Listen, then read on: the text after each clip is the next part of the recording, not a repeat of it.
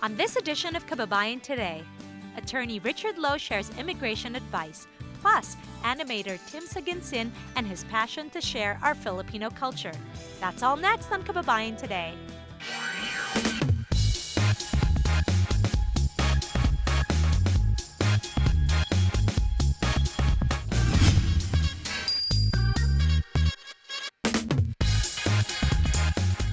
Magandang tanghali po sa inyong lahat. Ako po si G. Tonji. Kasama natin ngayong araw na ito para magbigay ng impormasyon tungkol sa legalidad ng immigration si Richard Loew ng Aquino-Silva. Simulan na natin kaagad ang pag-uusapan natin tungkol sa Orphans, Widows, and Widowers Act. Richard? Hello. Oh, nice to see you. Thank you. Have a seat, please. So I'm really happy that you're here because we're going to be talking about something very informative, the Orphans, Widows, and Widowers Act. I was under the impression this whole time that should your petitioner pass away, that would be the end of your chance to actually be able to get petitioned here in America. But you're telling me that that's not the case. No, not in all situations that's not the case. That was the case prior to 2009. You had to go through a reinstatement process, and it was very difficult and not usually granted. So for the most part, before the law, if you petitioner did pass away, the beneficiaries and all the derivatives were not able to continue with the petition. And that's such a shame. Yeah, that is a shame, and I think it was actually came out of trying to fix the problem in marriages where people who were married for less than 2 years and then their husband or wife passed away weren't able to continue. But Congress added this part to all petitions, which is very beneficial to everybody. Absolutely. How does it work if, let's say, the person is here in America, the person that was being petitioned, and the petitioner is not here in America, but they pass away? Does that mean that the person that was petitioned still has a chance to get their documents? Yeah, absolutely. What the law requires is only that the petitioner or one of the beneficiaries be residing in the United States. Sorry, the beneficiary or one of the derivative beneficiaries be residing in the United States when the petitioner passes away. So you have to be here in America, yeah, when the person that petitions you passes away. That's right. You or one of the derivative beneficiaries have to be in the United States when that happens and continue to reside through the application process, whereas the petitioner can pass away here in the United States or in some other country, in the Philippines.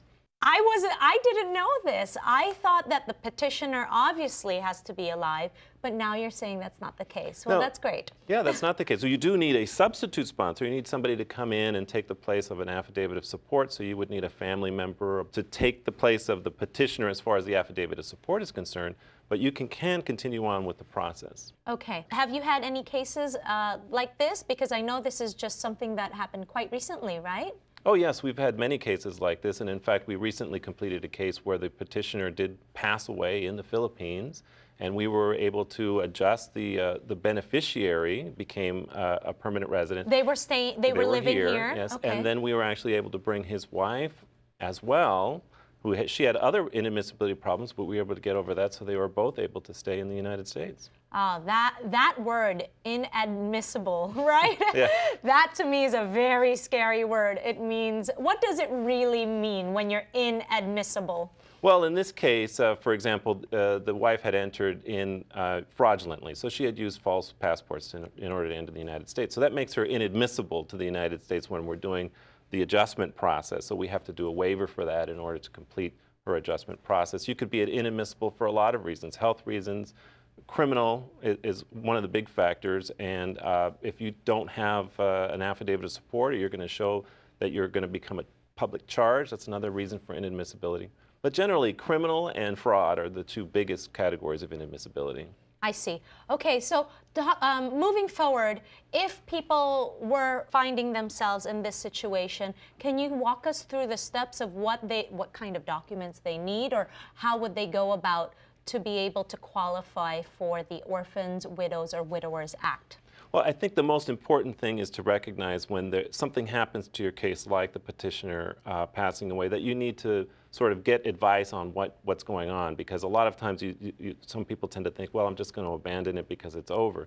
So get advice, and the process is not that difficult. It's just proving that you were residing in the United States. So that could be bills, phone bills. That's right. You have proof of your entry because you came in with a passport. And you're going to have to show some evidence obviously around the time of death that you were here and that you continue to reside here.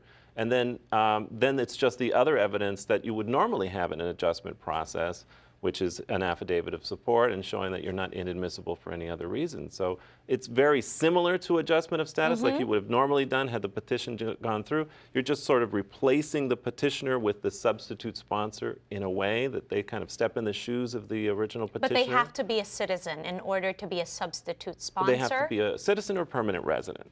Okay, so a green card is fine as well? Absolutely. A green card is fine as well, yes. Okay, so and that could be a family member, like you said. It has to be within a certain relationship. Affidavits of support in general don't have to be. Oh. But in this particular case, the substitute sponsor has to be somebody who is related, as I said, a brother, a sister, a family member, close enough, not a cousin, okay. but close enough to yes. the family. And there is a list of the people who do qualify. All right. Well, thank you so much for all that information. Sure. Please, I suggest that you get some legal advice. Talk to Aquino and Loew. They can help you out. Maraming salamat. Thank you, Richard. Thank you. And we'll see you again soon. Okay. Magbabalik tayo dito sa Kababayan Today.